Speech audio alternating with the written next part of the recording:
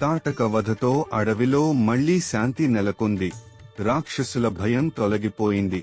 ఋషుల ముఖాల్లో ఆనందం కనిపించింది. విశ్వామిత్ర మహర్షి ప్రేమతో రాముడిని చూశాడు.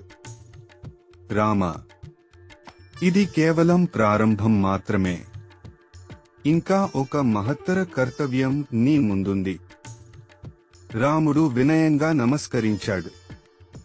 గురుదేవా, నీ ఆజ్ఞే మా ధర్మం. అలా ధర్మ రక్షణకు కొత్త అధ్యాయం ప్రారంభమైంది. విశ్వామిత్ర మహర్షి యజ్ఞాన్ని ప్రారంభించాడు. ఆ యజ్ఞం సాధారణం కాదు. దేవతల కోసం, లోకక్షేమం కోసం చేసే పవిత్ర తపస్సు. కానీ ప్రతిసారి రాక్షసులు వచ్చి దాన్ని భంగం చేసేవారు. మంత్రోచ్చారణలు వినిపించకుండా రక్తం, మాంసం విసిరి యజ్ఞాన్ని అపవిత్రం చేసేవారు. ఈసారి మాత్రం పరిస్థితి వేరు. ఈసారి యజ్ఞానికి కవచంలా నిలబడింది శ్రీరాముడి ధైర్యం. అడవిలో మంత్రాలు మార్మోగుతున్నాయి. అగ్ని జ్వాలలు ఆకాశాన్ని తాకుతున్నాయి. ఋషులు తపస్సులో లీనమయ్యారు. రాముడు అప్రమత్తంగా నిలబడ్డాడు. లక్ష్మణుడు ప్రతి దిశను గమనిస్తున్నాడు. ఒక రోజు గడిచింది. 2 రోజులు గడిచాయి. 6 రోజులు ప్రశాంతంగా పూర్తయ్యాయి. 7వ రోజు ఉదయం అకస్మాత్తుగా ఆకాశం చీకటిగా మారింది. గాలి బలంగా వీచింది. అడవి గర్జించింది. విశ్వామిత్రుడు కన్నులు తెరిచి మృదువుగా అన్నాడు, రామా, వారు వచ్చారు.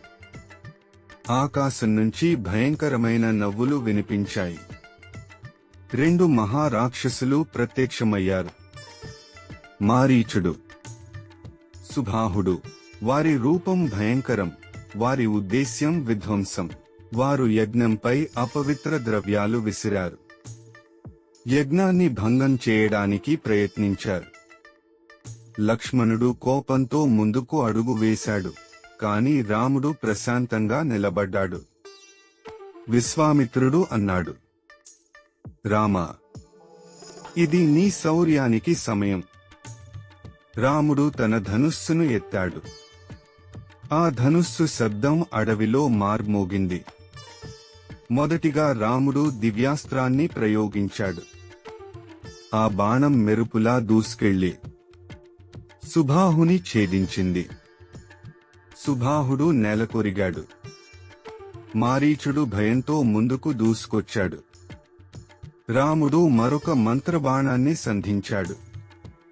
ఆ బాణం మారీచుడిని దూర సముద్ర తీరానికి విసిరేసింది. అడవి మళ్లీ నిశ్శబ్దమైంది. గాలి ప్రశాంతమైంది. యజ్ఞం నిర్బంధం లేకుండా కొనసాగింది. చివరికి విశ్వామిత్ర మహర్షి యజ్ఞాన్ని విజయవంతంగా పూర్తి చేశాడు.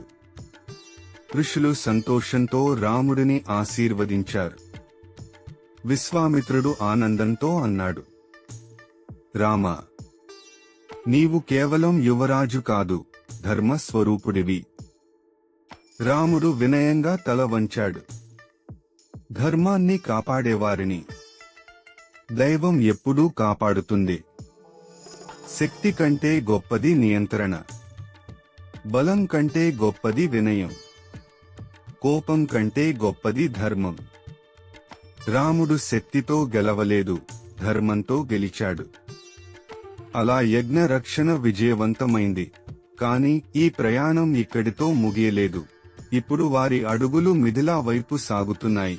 అక్కడ ఎదురుచూస్తోంది ఒక దివ్యమైన సంఘటన.